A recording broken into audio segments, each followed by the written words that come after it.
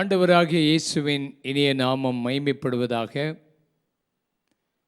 எழுப்புதலுக்காக தொடர்ந்து ஜெபித்து எழுப்புதலை காண வேண்டும் என்று எதிர்பார்ப்போடு இருக்கிற ஒவ்வொருவரையும் ஆண்டவர் ஆசீர்வதிப்பாராக. ஆண்டவருடைய திருநாமம் மகிமைப்படுவதாக. எழுப்புதல் பல இடங்களில் நடந்து கொண்டே வருகிறது. மொத்தமாக வெளிப்படையாக தெரிகிற அளவுக்கு எழுப்புதல் இல்லாவிட்டாலும் மெய்யாகவே ஆண்டவருடைய கிருபையினாலே ஒவ்வொரு இடங்களிலேயும் வீடுகளுக்குள்ளேயும் ஆண்டவர் அற்புதங்களை செய்து வருகிறார். நாம் ஜெபிக்கிற எல்லா ஜெபங்களுக்கும் ஆண்டவர் பதில் கொடுத்து கொண்டே வருகிறார். எவ்வளவு ஜெபங்கள், எவ்வளவு ஆண்டவர் நம் ஒவ்வொருவரையும் ஊக்கப்படுத்தி எழுப்புதலை குறித்த பாரத்தை கொடுத்து எழுப்புதலை குறித்த தாகத்தை கொடுத்திருக்கிறார். முளையிரவு ஜெபங்கள் நடக்கிறது. 24 மணி நேரமும் ஜெபம் நடக்கிறது. எல்லா டிவிகளிலேயும் ஆண்டவருடைய வார்த்தை எழுப்புதலை குறித்து வந்து கொண்டே இருக்கிறது. ஆண்டவரால் முடியாதது ஒன்றுமே இல்லை. கர்த்தர் பெரிய காரியங்களை செய்வதற்கு தம்முடைய வல்லமையை அனுப்பி கொண்டிருக்கிறதை இந்த நாட்களில் நாம் பார்க்கிறோம். எபிரேயர் 6ஆம் அதிகாரம் 1-2 வசனத்தை நாம் கவனிப்போம். ஆகையால் கிறிஸ்துவை பற்றி சொல்லிய மூல உபதேச வசனங்களை நாம் விட்டு செத்த கிரியைகளுக்கு நீங்களாகும் மனம் திரும்புதல், தேவன் பேரில் வைக்கும் விசுவாசம், ஸ்நானங்களுக்கு அடுத்த உபதேசம், கைகளை வைக்குதல், மரித்தோரின் உயிர்த்தெழுதல், நித்திய நியாய தீர்ப்பு என்பவைகளாகிய அஸ்திபாரத்தை மறுபடியும் போடாமல் பூர்ணராகும்படி கடந்து போவோமாக. எழுப்புதல் என்றால் ஒவ்வொரு விசுவாசியும் பூர்ணராகி கடந்து வளர்ந்து வர வேண்டும். மூல உபதேசங்களை நாம் கைக்கொள்ள வேண்டும். மூல உபதேசம் என்று சொல்லுவது மனம் திரும்புதல், ஞான ஸ்நானம், பரிசுத்தாவின் அபிஷேகம், வியாதியஸ்தர்கள் சுகமாவது, மரித்தோரின் உயிர்த்தெழுதல், நியாய தீர்ப்பு, செத்த கிரியைகளுக்கு நீங்களாகும் மனம் திரும்புதல். செத்த கிரியைகள் என்று சொன்னால் வெறும் பேரளவுக்கு செய்கிற கிரியைகள். கோயிலுக்கு போவது, காணிக்கை கொடுப்பது, குடும்ப ஜெபம் பண்ணுவது, பேரளவுக்கு வழக்கமாய் செய்வது. தேவன் பேரில் வைக்கிற அன்பு இல்லாமல் ஊக்கமாக ஆண்டவருக்கு நம்மை முழுவதும் அர்ப்பணிக்காமல் எந்த கிரியைகளை செய்தாலும் அது செத்த கிரியைகளாக இருக்கும். ஆகையினாலே நம்முடைய வாழ்க்கையில் இந்த மூல உபதேசங்களை மாத்திரம் கை கொண்டு நான் பரலோகம் போய்விடுவேன் என்று சொல்லிவிடக்கூடாது. பூரணராகும்படி கடந்து போகணும். பூரணம் என்பது டோட்டல் பெர்ஃபெக்ஷன். இந்த பூமியில் ஒருத்தரும் முற்றிலும் பூரணராக முடியாது. இயேசு வந்த பின்பு நம்மை மறுரூபமாக்கின பின்புதான் நாம் முற்றிலும் பூரணம் ஆவோம். ஆனால் இந்த பூமியில் வாழும்போது நாம் பூரணராகி கொண்டே வரணும். பரிசுத்தமாகிறவர்கள் பரிசுத்தமாகிக் கொண்டே இருக்கணும். நம்மை சுத்திகரித்து கொண்டே இருக்கணும். நம்ம வாழ்க்கையின் அடித்தளத்தில் ஒரு மாற்றம் வரணும். லூக்கா 6ஆம் அதிகாரம் 48ஆம் வசனத்தை வாசிக்கும் போது, ஆழமாய் தோன்றி கற்பாறையின் மேல் அஸ்திபாரம் போட்டு வீடு கட்டுகிற மனுஷனுக்கு ஒப்பாய் இருக்கிறான். அதனுடைய அர்த்தம் என்ன? மேற்பரப்பாக மணல் இருக்கிறது. மணலுக்கு அடியில் இன்னும் கொஞ்சம் ஆழமாக போக போக போக கற்பாறை வரும். கற்பாரையும் உடைச்சி அதுக்கு கீழே போகும்போது அதில் இருந்து அஸ்திபாரம் போட்டு கட்டினால் மேலே அழகாக கட்ட முடியும். அதனுடைய அர்த்தம் என்ன? வெறும் சரீர பிரகாரமாக மாத்திரம் ஒப்பு கொடுத்தா போதாது. ஆத்மாவை மாத்திரம் ஒப்பு கொடுத்தா மனதை ஒப்பு கொடுத்துட்டு இருந்தால் போதாது. உன் ஆவி ஒப்பு கொடுக்கப்படணும். அங்கே தேவனுடைய வல்லமை கிரியை செய்யணும். ஆழமாக உன் வாழ்க்கையை ஒப்பு கொடுக்க தான் பூர்ணராகி கடந்து போக முடியும்.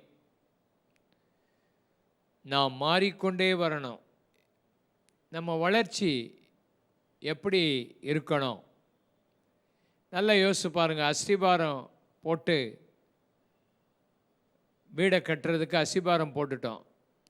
திரும்ப திரும்ப அஸ்திபாரத்தை கொண்டே போட்டுக்கிட்டே இருப்போமா?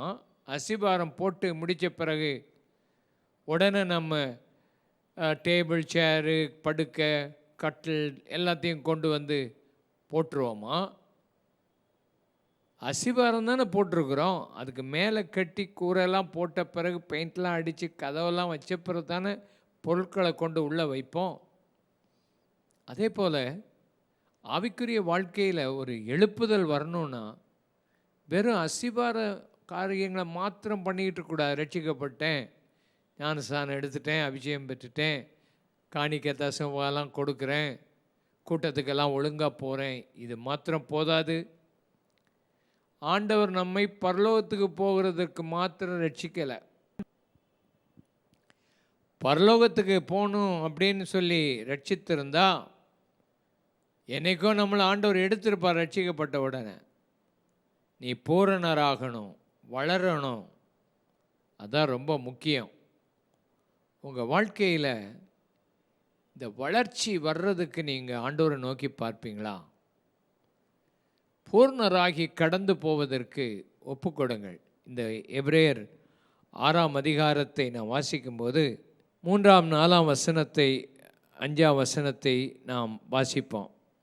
தேவனுக்கு சித்தமானால் இப்படியே செய்வோம். ஒரு தரம் பிரயாசிக்கப்பட்டு பரம ஈவ ருசி பார்த்து பரிசுத்த ஆவியை பெற்று தேவனுடைய நல்வார்த்தை இனி ஒரு உலகத்தின் பலன்களை ருசி பார்த்தும் மறுதலித்து போனவர்கள் என்று எழுதப்பட்டிருக்கிறது. அப்போ ஆண்டவருடைய ஆசீர்வாதங்களை எல்லாம் ருசி பார்த்துருக்குறோம். ஆண்டவருடைய வார்த்தையை ருசிக்கிறோம். ஆண்டவருடைய பரம ஈவ ருசிக்கிறோம். இனி வரும் பலன்கள் பரலோகத்தில் எப்படியெல்லாம் இருக்குங்கிற பலன்களை பற்றி கேள்விப்படுகிறோம். இதெல்லாம் நம்ம அறிந்தாலும் மறுதலித்து போன மக்கள் ஏராளம், பின்வாங்கி போகிற மக்கள் ஏராளம். ஒருத்தன் வளர்ச்சி அடையலைன்னா நடுநிலையில் ஒருத்தன் இருக்க முடியாது. ஒன்று அனலாயிரு, இல்லை குளிராயிரு. ரெண்டுக்கு நடுவில் இருந்தால் வாந்தி பண்ணி போடுவேன்னு சொல்கிறார். அநேகருடைய வாழ்க்கையில் இப்படிப்பட்ட நிலைமை தான் இருக்குது. வாழ்க்கையை நீ மாற்றி அமைக்க கர்த்தர் உனக்கு கிருபை அருளி செய்வாராக. தேவ கரம் இந்த நாளில் இறங்கி வந்து நம்முடைய வாழ்க்கையில் பின்மாற்றமான நிலையை விட்டு மாறி முன்னோக்கி போவதற்கு உன்னை ஒப்பு கொடுத்து நீ பூர்ணராகும்படி கடந்து போ. கர்த்தர் உன்னை ஆசீர்வதிக்கிறதை காண முடியும். வாசிக்கலாம். 7ஆம் வசனத்தை நாம் படிக்கும்போது, தன்மேலே அடிக்கடி பெய்கிற மழையை குடித்து தன்னிடத்தில் பயிர்களுக்கு ஏற்ற பயிரை முளைப்பிக்கும் நிலமானது தேவனால் ஆசீர்வாதம் பெறும். முள்செடிகளையும் முள்பூண்டுகளையும் முளைப்பிக்கிற நிலமோ தகாததாயும் சபிக்கப்படுகிறது ஏற்றதாய் இருக்கிறது. சுட்டரிக்கப்படுவதே அதனுடைய முடிவு. முதல்ல அஸ்திபாரத்தை பற்றி பார்த்தோம். திரும்ப திரும்ப அஸ்திபாரத்தை போட்டுக்கிட்டே இருக்கக்கூடாது. அஸ்திபாரத்துக்கு மேலே கட்டுகிற வாழ்க்கை பூரணமான வாழ்க்கையாக வர்றதுக்கு ஒப்பு கொடுக்கணும். இங்கே ஒரு நிலத்தை பார்க்குறோம். அந்த நிலம் அடிக்கடி மழை தண்ணீரை குடிக்குது. ஆனால் அது கனிகளை கொடுக்காதபடி முள்பூண்டுகளையும் முட்செடிகளையுமே முளைத்து அது இருக்குமானால் அது சபிக்கப்பட்டு போய்விடும். எத்தனை தடவை தான் ஆண்டவருடைய வசனத்தை கேட்டாலும் எத்தனை வார்த்தைகளை மக்கள் கேட்டாலும் இந்த நாட்களில் டிவிகள்லேயும் யூடியூபுகள்லேயும் ஃபேஸ்புக்லேயும் ஏராளமான மக்கள் வசனத்தை கொடுக்குறாங்க. ஒரு இதையும் விடாமல் முன்னாலேயே உட்கார்ந்து டிவியிலே கேட்டுக்கொண்டிருக்கிற மக்கள் வளராமலே கனி கொடுக்காமலே முள் செடியும் முள் பூண்டுமா உன் வாழ்க்கை இருக்குதா? வீட்டுக்குள்ளே முள் மாதிரி இருக்கிற வீட்டுக்குள்ளே எப்பவும் சண்டை, எப்பவும் புருஷனோட சண்டை, எப்பவும் மனைவியோட சண்டை, எப்பவும் மாமியாரோட சண்டை. வெளியில் பார்க்கும்போது ரோஜாப்பூ மாதிரி இருக்கிறது. ரோஜாப்பூவை அங்கே பறிக்க போனால் அதுக்கு பின்னால் முள் இருக்குது, அது குத்துது.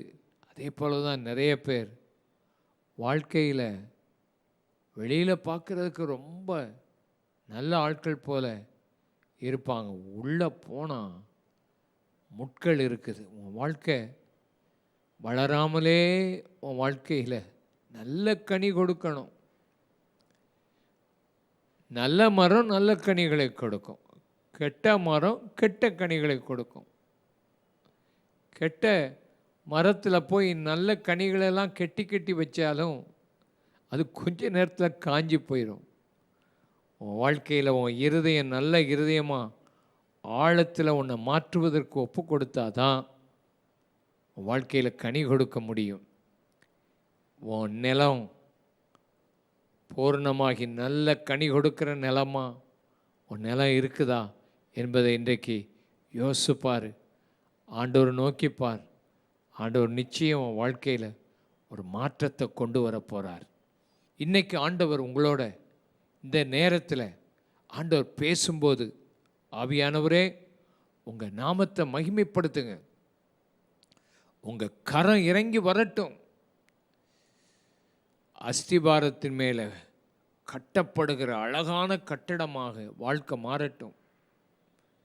தோட்டத்தில் முள்ளும் குறுக்கும் முளைப்பிக்கிற நிலமா இருக்கிற மறுதலித்து போன வாழ்க்கையை விட்டு மாறி, பின்வாங்கி போன வாழ்க்கையை விட்டு மாறி கனி கொடுக்கிற வாழ்க்கைக்கு நீர் மாற்றி அமைக்கும்படி நாங்கள் ஜெபிக்கிறோம். இந்த வேளையில் உடைய நாமம் மகிமைப்படுவதாக.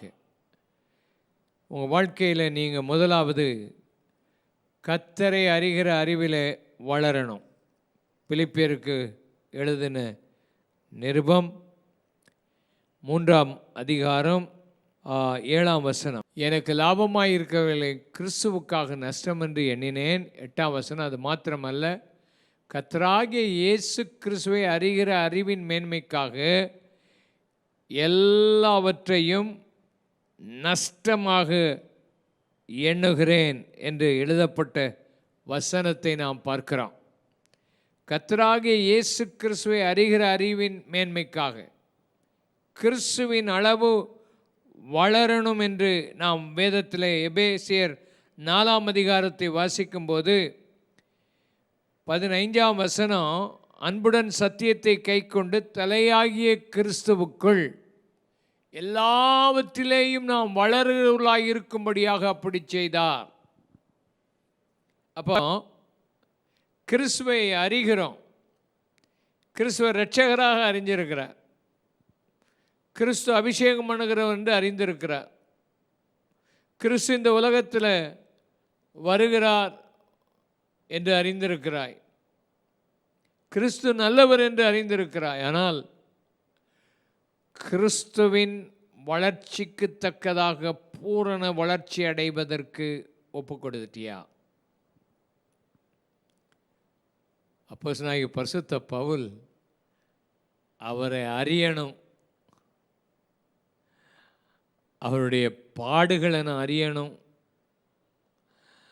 அவருடைய உயிர்த்தெழுதலின் வல்லமையை அறியணும், அவருடைய மரணத்துக்கு ஒப்பான மரணத்துக்குள்ளாக நான் மாறணும், எப்படியாயினும் நான் உயிரோடு எழுந்திருப்பதற்கு தகுதியாகணும் என்று சொல்லி அந்த அறிகிற அறிவுக்காக எல்லாத்தையும் நஷ்டமும் குப்பையுமாக எண்ணி அவர் அறிகிற அறிவை வளரணும்னு விரும்புவது போல இன்றைக்கு இந்த வார்த்தையை கேட்டுக்கொண்டிருக்கும்போது எந்த அளவுக்கு நீங்கள் வளர்ந்துருக்கிறீங்க?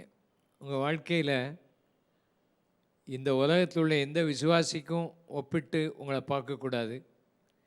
எந்த ஊழியர்களுடைய வளர்ச்சியும் ஒப்பிட்டு நீங்கள் பார்க்கக்கூடாது. நான் மற்றவங்களோட பரவாயில்ல, மற்ற ஊழியர்களோட பரவாயில்ல, மற்ற சபையோட பரவாயில்லன்னு ஒப்பிட்டு பார்த்து வளரக்கூடாது. கிறிஸ்துவை போல நான் மாறிக்கிட்டு இருக்கேனா? அதான் எழுப்புதல். ஏதோ எழுப்புதல் வந்துச்சு, நான் ஆடினேன், நான் கீழே விழுந்தேன், நான் சிரித்தேன், நான் பாடினேன், நான் ஆடினேன், இதெல்லாம் தற்காலிகமானது. நாளுக்கு நாள் கிறிஸ்துவை போல வளர்ந்து கொண்டே வருகிற அந்த வளர்ச்சி உனக்குள்ளே இருக்குதா? அப்படிப்பட்ட அந்த வளர்ச்சி வந்து அவரை போல மாறணும் என்ற அந்த ஆசவம் உள்ளத்துக்குள்ளே இருக்குதா? ஒவ்வொரு நாளும் உன்னை நியாயம் தீர்க்கணும். இன்னும் நான் எவ்வளோ மாறணும், இன்னும் நான் எவ்வளவோ வளரணும், இன்னும் நான் ஆண்டவருக்குள்ளே எவ்வளவோ வளர்ச்சி அடையணும்னு சொல்லி உன்னை விசுவாசத்தில் ஒப்பு கொடுத்து கொண்டே இருப்பியா? கர்த்தர் உன் வாழ்க்கையை மாற்றுவார். அப்படி உனக்கு நம்பிக்கை இருக்குமானால் 1 யோவான் 3:2 பிரியமானவர்களே, இப்பொழுது தேவனுடைய பிள்ளைகளாக இருக்கிறோம், இனி எவ்விதமாக இருப்போம் என்று இன்னும் வெளிப்படவில்லை. ஆகிலும் அவர் வெளிப்படும்போது அவர் இருக்கிற வண்ணமாகவே நாம் அவரை தரிசிப்ப அவருக்கு ஒப்பாக இருப்போம் என்று அறிந்திருக்கிறோம். அவர் மேல் இப்படிப்பட்ட நம்பிக்கை வைத்திருக்கிற எவனும் அவர் சுத்தமுள்ளவராக இருக்கிறது போல தன்னையும் சுத்திகரித்து கொள்ளுகிறான். நம்முடைய நம்பிக்கை என்ன? இப்போ தேவனுடைய பிள்ளைகளாக இருக்கிறோம், இனி எப்படி இருக்க போகிறோம்? இயேசுவை நாம் போய் சந்திக்கும்போது அவர் இருக்கிற வண்ணமாகவே நாம் அவரை தரிசிக்க போகிறோம். அப்போ அவருக்கு ஒப்பாக மாறிடுவோம். அப்போ ஒப்பாக மாறிட்டா அவரை போலவே நம்ம மாறுவோங்கிற நம்பிக்கை, இந்த நம்பிக்கை இருந்தால் அவர் எப்படி சுத்தம் உள்ளவராக இருக்கிறாரோ அப்படி நம்ம சுத்தமாக இருக்கணும். அவர் எப்படி சத்துருக்களை மன்னிச்சார், நம்ம மன்னிக்கணும். எப்படி அவர் பணத்தை கையாண்டார், அதை போல் நம்ம இருக்கணும். எப்படி அவர் பிதாவோட ஐக்கியமாக இருந்தார், அதை போல் நாம் வாழணும்.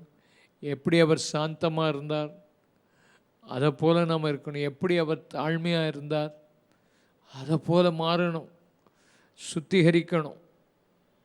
அவர் எப்படி பிதாவின் சித்தத்தை செய்தார், ஒவ்வொரு நாளும் அவர் எப்படி இருந்தார் என்பதை பார்த்து அவரை போல மாறுறதுக்கு ஒப்பு கொடுத்துக்கிட்டே இருக்கணும். நம்மில் நிறைய பேர் இதை சிந்திப்பதில்லை.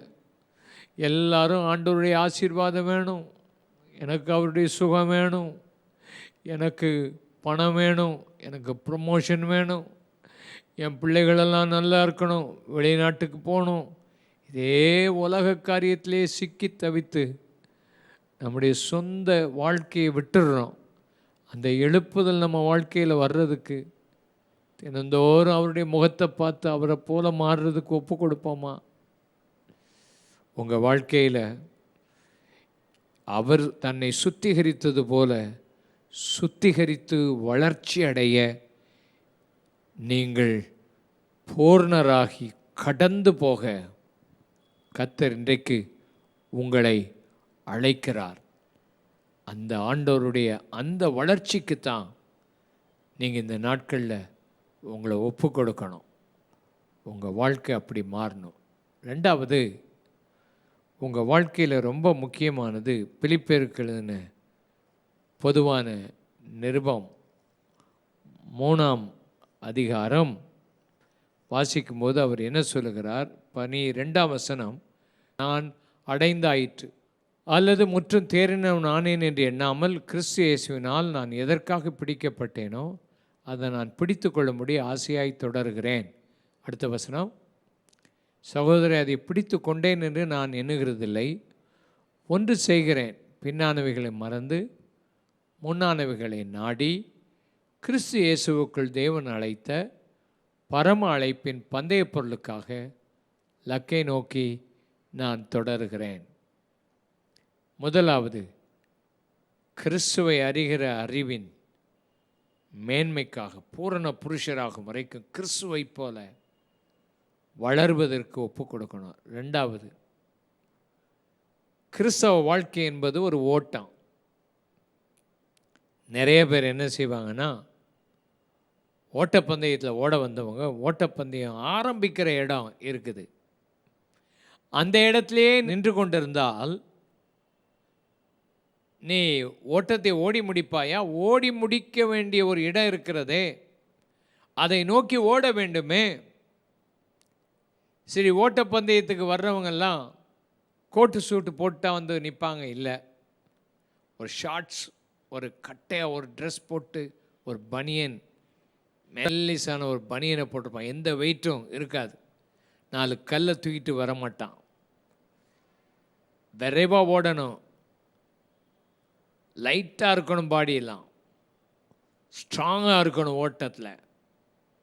அவன் எப்போ ஓட்டம் ஆரம்பிக்கிறானோ இங்கே பார்க்காதபடி அந்த லக்கு ஒன்று வைத்து ஓடுவான் பாருங்க. அப்படித்தான் ஓடினா தான் வளர்ச்சி அடைய முடியும், ஓட்டத்தை முடிக்க முடியும்.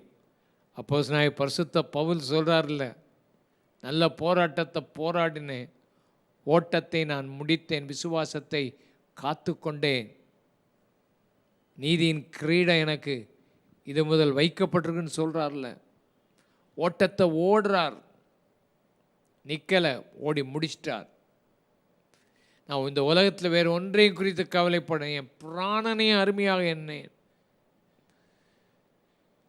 கிறிஸ்து எனக்கு கொடுத்த ஊழியத்தை நிறைவேற்றணும், என் ஓட்டத்தை முடிக்கணும், அதுதான் என் லக்குன்னு சொல்கிறார். நம்ம வாழ்க்கையில் ஓட்டத்தை ஆரம்பிச்சிட்டா எழுப்புதல் நிச்சயம் வரும், ஓடுவோம், ஓடிக்கிட்டே இருப்போம். எப்படி ஓடணும்?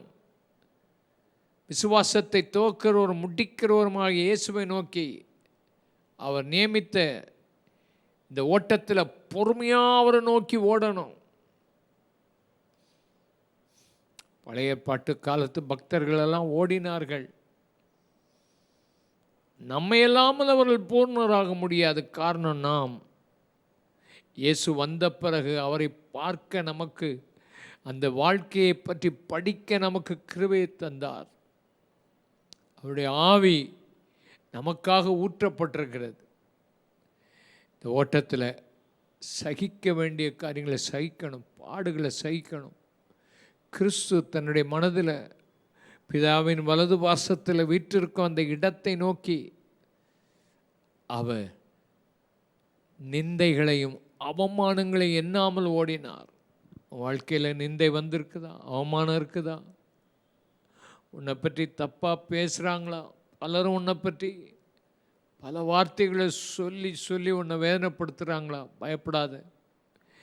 உனக்கு ஆண்டவர் நியமித்த ஓட்டத்தை ஓடி முடிக்கணும். சோர்ந்து போய் இடையில நின்றாது. லக்கு உனக்கு இருக்கணும், ஆசை உனக்கு இருக்கணும். அடைந்தாயிற்று, எல்லாம் தேறிட்டேன் நீ எண்ணக்கூடாது. நிறைய பேர் எல்லாம் முடிச்சிட்டேன், எல்லாம் நம்ம பரலோகத்துக்கு நான் போக போகிறேன். இல்லை, ஆண்டவர் உன்னை பூர்ணப்படுத்தணும். ஓட்டத்தை ஆரம்பித்த பிறகு ஓடாத. டெல்லிக்கு போகணும், டிக்கெட் எடுத்துட்டேன், அங்கே தான் போய் இறங்கணும். ட்ரெயின் ஏறிட்டேன், போகிற வழிகளில் ஸ்டேஷனில் பலவிதமான காரியங்கள் இருக்கலாம், உன்னை அட்ராக்ட் பண்ணக்கூடிய அநேக காரியம் இருக்கலாம். இடையில இறங்கி அந்த ஸ்டேஷனில் இருப்பதில்லை. நீ போக வேண்டிய இடம் அந்த டெல்லி, அது வந்து கொண்டே இருக்கும். இன்னும் கொஞ்சம் தூரம்தான், இன்னும் இத்தனை கிலோமீட்டர் தூரம்தான் என்று சொல்லி உனக்கு அறிவிப்புகள் வரும்போது அந்த இடத்த போய் சேரணும். இன்றைக்கி அநேகம் பேர் இடையிலே இறங்கி விட்டார்கள். வளர்ச்சி இல்லை, ஓட்டம் இல்லை, முன்னேற்றம் இல்லை. இடையில பல காட்சிகளை கண்டு இறங்கி உன் எல்லையை நீ அடைய முடியாமல் போய்விட்டாயோ. இன்றைக்கு ஆண்டவர் உங்களோட தெளிவாக பேசுகிறார். உன் ஓட்டத்தை அழகாக ஓடி முடிப்பதற்கு உன்னை ஒப்பு கொடுப்பாயா? கர்த்தர் இன்றைக்கு உங்கூட உற்சாகப்படுத்தி விடுகிறார். நீ பூர்ணராகி கடந்து போகணும். ஓட்டத்தை ஓடு. 1 கொரிந்தியர் 9:27 நீங்கள் வாசிக்கும்போது, மற்றவர்களுக்கு பிரசங்கிக்கிற நான் தானே ஆகாதவனாய் போகாதபடி என் சரீரத்தை ஒடுக்கி கீழ்ப்படுத்துகிறேன். பந்தயத்துக்கு போராடுகிற யாவரும் எல்லாவற்றிலும் இச்சையை அடக்கமாயிருப்பார்கள். அழிவுள்ள கிரீடத்தை பெரும்படிக்கு அப்படி செய்கிறார்கள். நாமோ அழிவில்லாத கிரீடத்தை பெரும்படிக்கு அப்படி செய்கிறோம். அதனால் நான் நிச்சயமில்லாதவனாக ஓடேன், ஆகாயத்தை அடிக்கிறவனாக சிலம்பம் பண்ணேன். ஓடுகிறவர்கள் இச்சையடக்கத்தோடு ஓடுவார்கள். தேக பயிற்சியெல்லாம் செய்து சாப்பிட வேண்டிய ஆகாரங்களை சாப்பிடுவாங்க. மற்ற அனாவசியமான காரியங்களில் நேரம் செலவழிக்க மாட்டாங்க. அவங்க பயிற்சி பெற்று பந்தய பொருளை நான் பெறணும். நிறைய பேர் பந்தயத்தில் ஓடலாம், ஒருவரே பந்தய பொருளை பெறுவார்கள். ஆகினால அழிவுள்ள கிரீடத்தை பெற அவங்க அப்படி ஓடும்போது நீங்களும் நானும் நிச்சயத்தோட இச்சை அடக்கத்தோட பெற்றுக்கொள்வோம் என்ற விசுவாசத்தோட ஓட கர்த்தர் அழைக்கிறார். மற்றவங்களுக்கு பிரசங்கிக்க நான் ஆகாதவனாய் அப்படி என் சரீரத்தை ஒடுக்கி கீழ்ப்படுத்துகிறேன். உன் சரீரம் இச்சிக்கிறவைகளை நீ செய்யக்கூடாது. உன் சரீரம் விரும்புகிறத நீ செய்யக்கூடாது. உன் ஆவி உன்னை கட்டுப்படுத்தி ஆண்டவருடைய ஆவியினால் ஆளுகை செய்யப்பட்டு உன் வாழ்க்கையை நீ நடத்தும் போது ஓட்டத்தில் நீ நல்லா ஓடுவா. பின்னானவைகளை மறந்து ஓடணும். பின்னானவைகளில் நீ வெற்றி அடைஞ்சிருந்தாலும் சரி, தோல்வி அடைஞ்சிருந்தாலும் சரி, அதை பார்த்து கொண்டே இருக்கக்கூடாது.